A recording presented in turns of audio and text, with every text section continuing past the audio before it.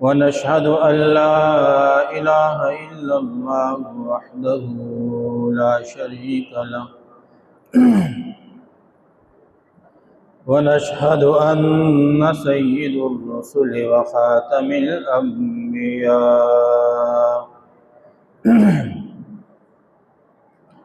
أما بعد، أعوذ بالله من الشيطان الرجيم. بسم الله الرحمن الرحيم. من عمل صالحا من ذكر أو أنثى وهو مؤمن فلنحيينه حياة طيبة ولنجزينهم أجرهم بأحسن ما كانوا يعملون.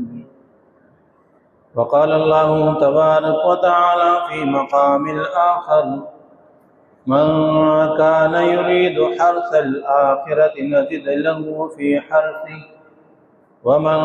كان يريد حرث الدنيا نؤته منها وما له في الآخرة من نصيب. صدق الله ومولانا العظيم وصدق رسوله النبي الكريم، ونحن على ذلك من الشاهدين والشاكرين والحمد لله رب العالمين. شوق و محبت سری درود شریف ہو. اللهم صل على سيدنا ومولانا محمد وعلى آل سيدنا ومولانا محمد وبارك وسلم عليه وسلموا تسليما كثيرا كثيرا.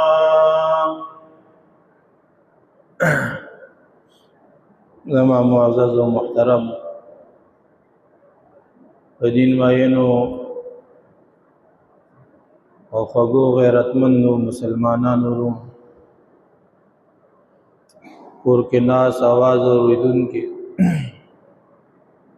زما د دین اسلام خوږو میندو خویندو، جمعه مبارک روز ده او کوم آیات مبارکه چول استل الله جل شانه پدې کې د خاصو مؤمنانو ذکر فرمایلی دی او الله جل شانه پدې کې یو خاص مضمون طرف ته اشاره کړې ده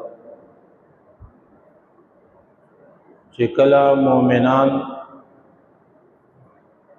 عمل صالح کوي حق نارینه دي او کو زنانه دي، الله جل شانه دغه خلق مبارک فرمایي فلنحيينه حیاة طیبه. معلومه دا شولا د قران کریم د دې آیات مبارکه نه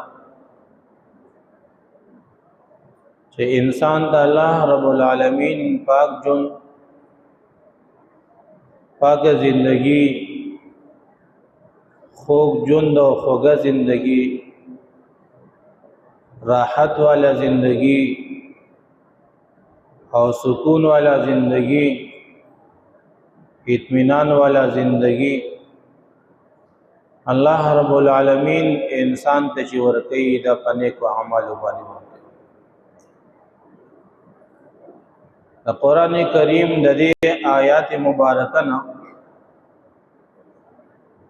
دا خبره په دوټو الفاظ سره واضح شولا ښکار شولا چې پاک ژوند او پاک زندگی د په دولت باندې نه ده، دا په عہده باندې نه ده، دا چې دینو په نسب باندې نه ده، په وراثت باندې نه ده، بلکې دا انسان ته د الله رب العالمین په فضل باندې د الله رب العالمین په کرم باندې انسان ددا عطیه کیږي، الله رب العالمین یې انسان ته ورکړي. ذکر قرآن کریم کې الله جل شانه دا خلق صفت دا ذکر کړ چې من عمل صالحا من ذکر او انثى وهو مؤمن فلنحيينه حياة طيبة. استاسو کې هغه خلق چې هغه عمل صالح کوي، بیا مخکې الله جل شانه فرمایي کدا د سړو د قبیلې نه دي او کدا د زنانو د قبیلې نه دي، وهو مؤمن حال لا دي چې دا مؤمنان وي، ایمان یې وروړي وي، اسلام کې داخل شوی وي او کلمه توحید یې ویلي وي او نیک اعمال کوي. دا الله رب العالمین په کتاب کې او دا الله جل شانه په قانون کې هغه نیک اعمال شمارل کېږي، هغه نیک اعمال تصور کېږي. نو الله رب العالمین فرمایي وَلَنَجْزِيَنَّهُمْ أَجْرَهُمْ بِأَحْسَنِ مَا كَانُوا يَعْمَلُونَ. دې خلکو ته ومنګه اجر ورکو، جزا به ول ورکو، اجر به ول ورکو او جزا به ول ورکو په سبب د هغه نیک اعمال کوم چې دې د الله رب العالمین بارگاه کې کوي. د الله رب العالمین د الله تبارک وتعالى د رضا د پاره کوي، مقصود یې د هغه نه د الله رب العالمین رضا حاصلول وي. نو الله جل شانه فرمایي دغه خلق ته ومنګا اجر ورکو د نیک اعمالو په برکت باندې. او بیا ورپسې بل ځکه فرمایي من کان یرید حرث الاخرة نزد له فی حرثه ومن كان يريد حرث الدنيا نؤتي منها وما له في الآخرة من نصيب.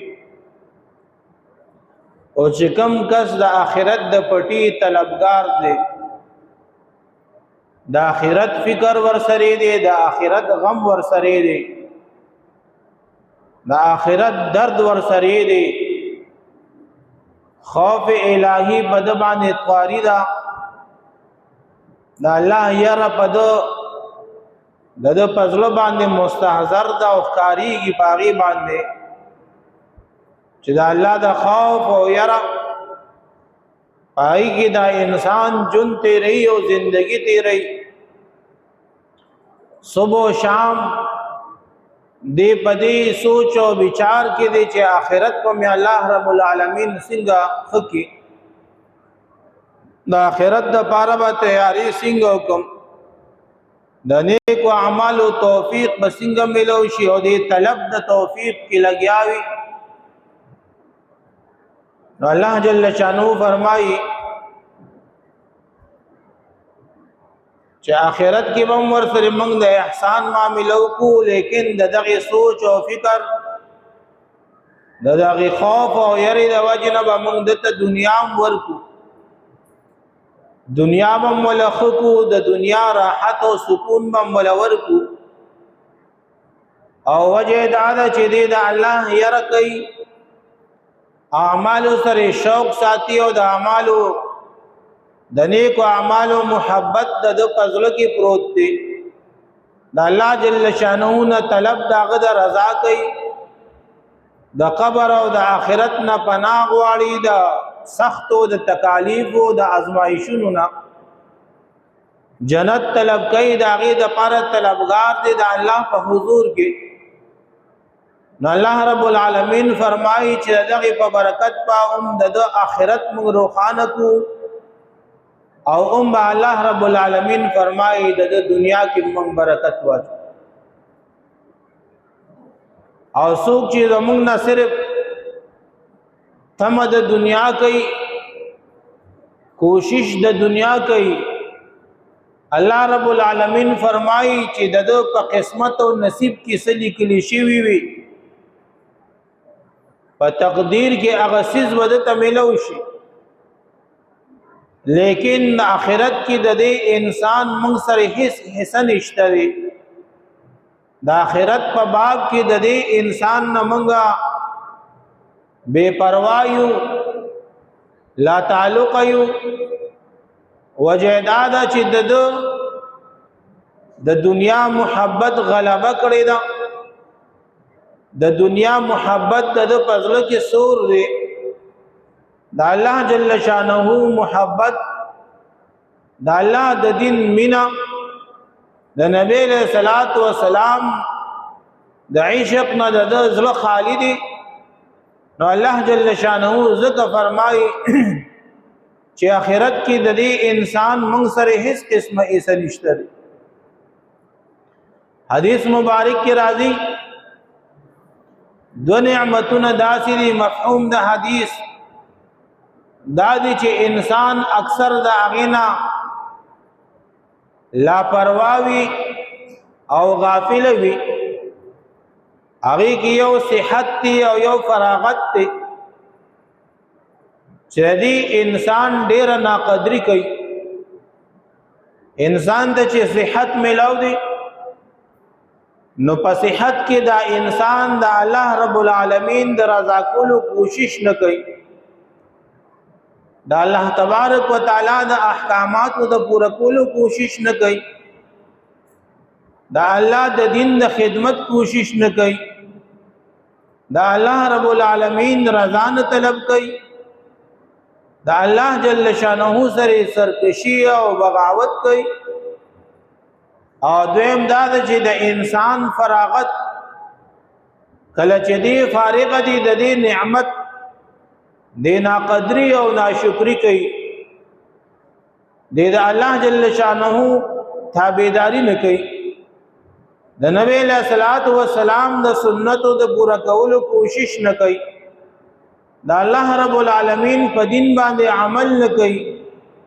دی ذکر اذکار او د قران کریم تلاوت نه کوي، دی د فرائض او نوافل او سنت او واجبات او خیال نه ساتي، دا الله رب العالمین د دین د یو حکم باندې عمل نه کوي،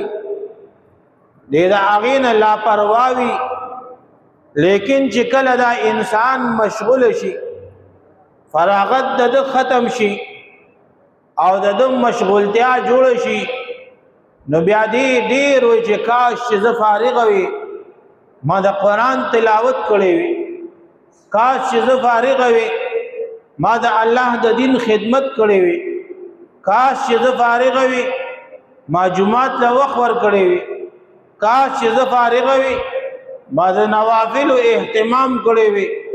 کاش چې زه فارغ وي دا علماء صحبت میں اختیار کړی وي. لیکن دا شینا بیا انسان ته نه ملاویږي او دا انسان دغه دو نعمتونو ناقدر او ناشکر دی. بل حدیث مبارک کې راځي چې ابن آدم سره کله سرو زرو دوا غرونه د سریوي وادیان ور سریوي، نو دا ابن آدم دون حریص ته چې دې طلب د درې واده هم کوي، کوشش یې داوي چې دو وادیان د سرو زرو موجود دي. حدیث مبارک مفهوم دی. نو چې درې وادیوم د سرو زرو پیدا کوم داغي په طلب او کوشش کې دی لګیاوي، داغي په جدوجہد کې دی لګیاوي، دغه ارزو تمنا دا انسان کوي چې کاش درې وادي به د سرو زرو څنګه جوړ شي، لیکن مړخ دغه انسان نشته دی او دغه انسان سترګې به د قبر په خور باندې مړی. معلومه ده شوله چې دنیا کې د انسان د پاره مړخ نشته دی، دنیا کې د انسان د پاره صبر نشته دی. انسان چې څومره مال زیاتېږي هرس یې زیاتېږي. نبی علیہ الصلوۃ والسلام په کائنات کې خيار او دانا او پوهه شخصیت دی. او ای چې انسان سره دوه وادیانې د سرو زرې وي دی به طلب د درېیمې کوي. اوس هر انسان هر مسلمان په حیثیت د مسلمان په دې خبره باندې سوچ کوي او بیا روان دي فرمایي چې د دې انسان سترګې به د قبر په خاورو باندې مړېږي، د ځمکې په خاورو باندې به مړېږي. او بل حدیث مبارک کې فرمایي کامیاب انسان هغه دی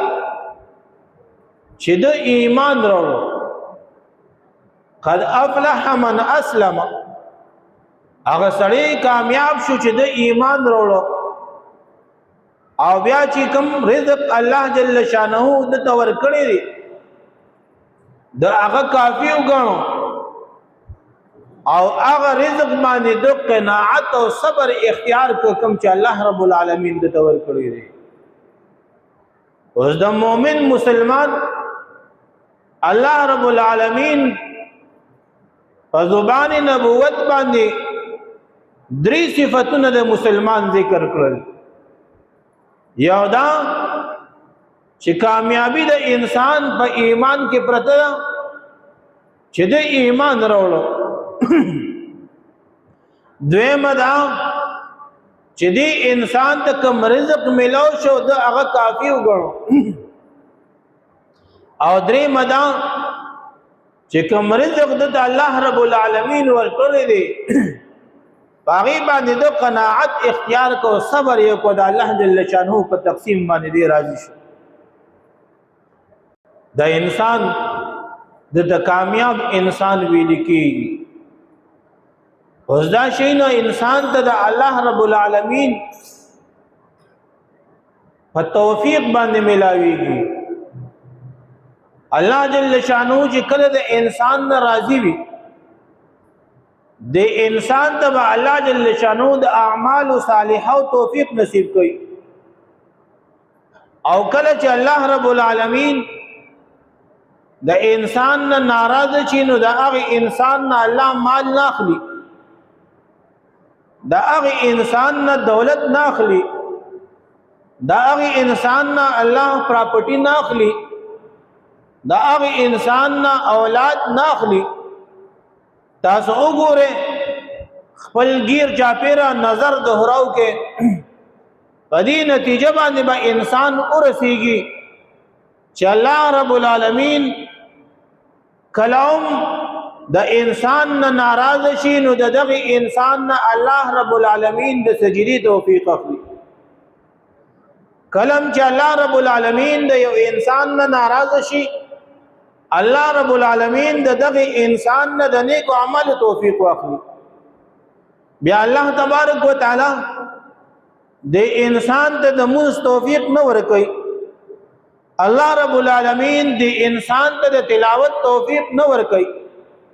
الله جل شانه د انسان ته د جمعات د تلو توفیق نه ورکوي.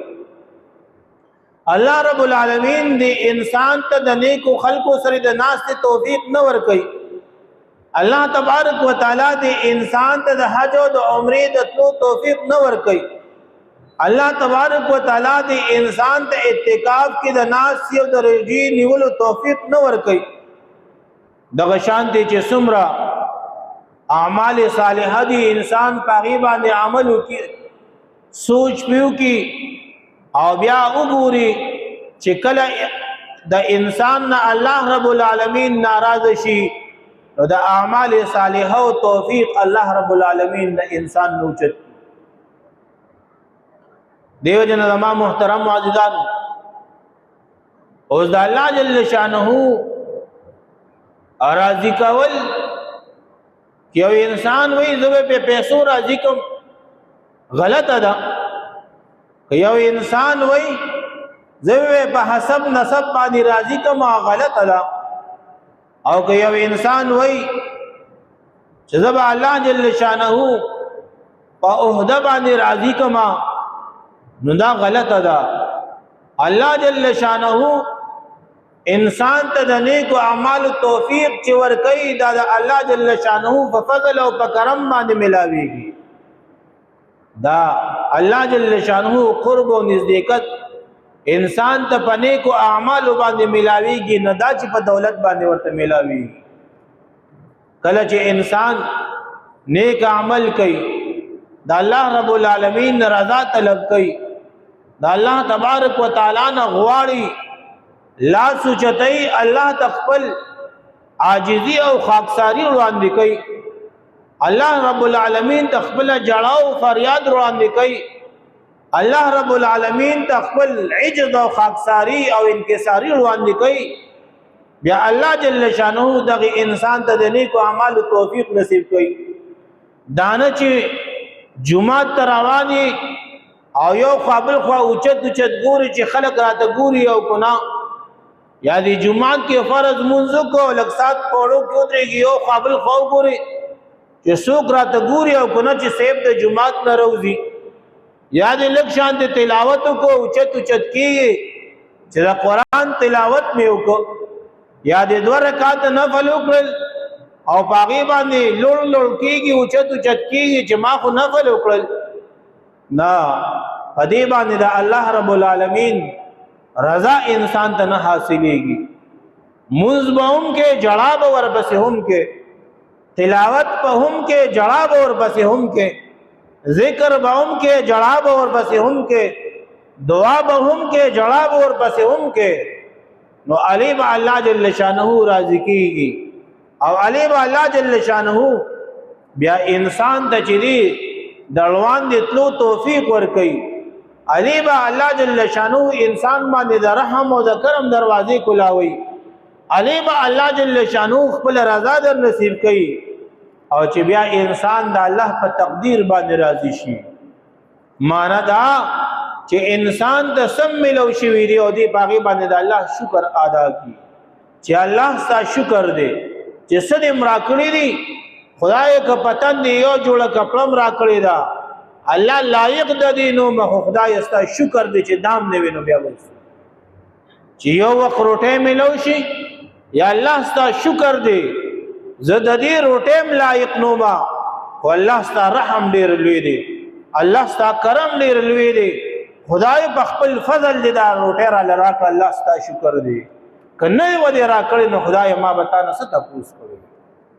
کچت را لرا کړی دی او کچا دی کټ را کړی دی او شلیدلې دی او د شپې په کې اړه خو لګاو دا الله شکر ادا کا او خدایا قدم نوي نو تاسو مې نه شکولې الله ته ډېر کریم او مهربان رب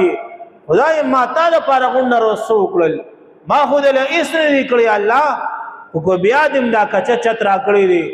او دا شلیدلې کټ را کړی دی الله ستا شکر دی د دې لایق نه يم او خدای استا پر زونه چې را کړی دی الله کله چې لئن شکرتم لازیدنکم ولئن کفرتم ان عذابی لشدید کله چې انسان بیا د الله شکر ادا کوي الله جل شانه اعمال کم ترقی ور کوي مال کم ترقی ور کوي رزق کم ترقی ور کوي اولاد کم ترقی ور کوي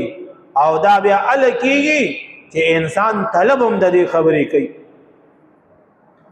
اخباراتو کې یو خبره لیکل شوی و چې د یمن یو سړی دی داغه نه انټرویو اخبار والا اخلي او تاسو ته کوي چې حاجی صاحب محترمه عمر دې څومره دی هغه وی 121 سال می عمر دی او په بیت الله شریف کې ته انټرویو اخلي حج دې سویم دی اولنی حج دې کله کړی دی وې دا 21 سال په عمر کې می اولنی حج کړی دی او نن د 121 سال یما ننم الله جل شانو د حج توفیق را کړی دی اسرګ معذور دی حکومت وقت هغه ته استثناء ور کړی دا چې دا بابا جی دا حاجی صاحب د عبادت دومره شوقین دی د عبادت طلب د کې دومره پروت دی لہذا د تمام احکاماتنا د ملک چې کوم احکامات او قانون دی مونږ دا غي نه دي ته استثناء ور کړی دا د الله کریم مهربانه باندې دا انسان د الله محبوب ترین انسان دی دا الله قرب او نزدېکت دی انسان ته حاصل شوی دی لہذا دی به هر کال چې کوم دی حج لا بغیر د شرایط راځي او الله قبول کړي. یو سړی سل کال مسلسل او متواتر حج لذي، اوس حج انسان ته د الله په فضل ملاويږي، دا انسان ته د الله جل شانه په طلب او تړپ باندې ملاويږي چې یو انسان د الله جل شانه رضا او داغه طلب کې لګیاوي، الله جل شانه به د عبادت توفیق ورکړي. ورنډیر خلق بداسي موجود وي، د مال دولت انتها به نه وي، لیکن په ټول عمر کې به د بیت الله شریف دیدارم چرته کتلی نه وي. زما محترم عزیزانو، د الله جل شانه انسان ته کله چې انسان کې طلب را پیدا شي او طلب پکې را پیدا شي، الله جل شانه ورته عملی جامه یو میګی دی په خپل زبان حال باندې هغه الله جل شانه ته فریاد کوي، الله تړیر کریم ربي خدایا ساده کور د بیت الله شریف دیدار کول غواړم، الله زه خو یو میګی یم، زب هغه دې ته څنګه ورسم تنظیم مې خدای ته د میګي پزړه کې جذبه راغله، خیال پکې راغی، تصور پکې راغی، طلب پکې را پیدا شو. الله جل شانه هغه دې کې یو پرنده راوستله، میګي هغه ته وروخت، پرنده والو وتل لاړه او د بیت الله شریف د یو غاړه نه شروع شو د بل غاړه پورې طواف وکړ. او دغه میګي وی بیا یو ګټ کې الله جل شانه شکر یې ادا کو، سر یې وته سجدي ولګو چې خدایا ستا شکر دی، الله ته دومره مهربان او کریم رب یې چې تا نه سوکم سغواړي الله ته هغه ورکه، الله چې تا نه سوکم سغواړي خدایا هغه انسان ته هغه سیز ورکه، د کم سیزم چې الله تا نه سوک طلب کوي الله ته هغه طلب نه رد کې، ته هغه خواهش نه رد کې، ته هغه ځان ته نزدېکت نه رد کې. او زما محترم عزیزانو، دا سچي انسان ته ورکړي کېږي دا الله جل شانه، دا د الله جل شانه په فضل باندې کی. علامہ یافی رحمت الله علیه روضۃ الریاحین کی د حضرت جنید بغدادی رحمت الله علیه واقع لیکلی، او وی جنید بغدادی رحمت الله علیه له سړی راغی او ورته فرمایل چې حضرت جنید بغدادی د یو لوی پای عالم او بزرگ انسان، صاحب تقوا، صاحب کشف، مستجاب الدعوات بزرگ انسانو، پته حضرت زړه می حج ته ډیر زیات کیږي لیکن پیسې را سره نشته دي او ډیر لوی طلب مې دي، ډیر لوی طلب مې دي، دا الله نه غواړم تاسو هم دعا وکړئ چې الله جل شانه ما د خپل کور بولاوه ما پسرولي او د خپل کور ته مې الله غواړي د بیت الله شریف دیدار وکم، داغه طوافونه وکم، الته احکامات ادا کوم. جنید بغدادي رحمت الله علیه جیب ته لاس کتک، یو دینار ور سره جیب کې راوي وست، هغه ولا ورکو او لاس یو چرګ خدایا ستا بنده دې ستا د کور طلب کوي، یو جستجو کوشش کوي، لوی ارزو او تمنا یې دا اے کریم مولا ربا د ارزو او تمنا پورا کی او د یو دینار کې ولا برکت واچي، خدای خپل کور ته غواړي ولته بول دی وی بار روتما یو لارو چې په کوم باندې حجاج کرام تل دینار می جیب کې اچولې ولاړ یما خلق زی د ډیر د افسوس په نظر باندې هغه خلکو ته ګورم چې خدایا کاش زه خم صاحب باندې یم، الله دا خلق تی غختلی دی خدایا ما بکل غواړي. هغه قافله یو تیر شل بل د ما خواله را رسیدله، تاسو یو کمل ما خیر خو دې ست ولاړی مې چیرې د حج په سوچ کې او داغي په تصورات کې ولاړ یم، الله نه غواړم او وس ملکی هغه ښا راځه مونږ سره یو سورلی خالی ده، یو مرګري مونږ سره ته د حج د پاره، لیکن هغه اچانک بیمار شو، هغه پاتې شو او بیا د سفر ملګرو وی چې اوس پس کو داغه د پاره مونږ د کرے سورلی هغه شیدا هم سره خالی روانه ده، زمونږ ملمای زمونږ ملګری او دوستي مونږ مستاده ملمستیا خیال ساتو او سورلی ته اوخیږي چې حج له روان شو. اوای سورلی باندې کې ناستم قافله روانه ده کم ځای کې چې دا خلک ودرېږي خوراک څښاک او مونځ ته زما پکې خصوصي خیال ساتي. قافلې والا وایي چې دا زموږ میلمه دي موږ سره روان او په دغه دوران کې بیا موږ ورسېدو حج ته د حرم شریف د بیت الله شریف دیدار مو وکړو زیارتونه مو وکړل منا مزدلفه صفا او مروه تمام احکامات هم برابر کړل په کوم ځای کې چې دا خلک څه خوراک څښاک کوي زموږ میلمه ته اواز کوي چې په درسه خان باندې د مدینه منورې ته لاړو دیدار وشو د حج احکامات برابر شو او واپس رالو خو لیکن هغه یو دینار چې جنید بغدادي رحمت الله علیه مال راکړو هغه مونږ لګي واپس رالما د حج نه جنید بغدادي رحمت الله علیه داغه په دربار کې حاضر شوم او وی حضرت وی چې څه چلو شو مې چې د الله فضل او د الله کرم حج مو شو او هغه ستا یو دینار کې دومره لوی برکت الله اچولیو چې تمام احکامات هم برابر شو تمام سفرونه هم برابر شو واپس هم رالم لیکن هغه دینار چې دی هغه اوسه پورې کما بجیب او بیا مې هغه دینار رويسته جنید بغدادي رحمت الله علیه ورته چې والد هغه ستا خپل دینار ته واپس عرض مې دادي زما محترم وزیدان ما چې کوم آیات مبارکه د قران کریم لوسیدا من عمل صالحا من ذكر او انثى وهو مؤمن فلنحيينه حياه طيبه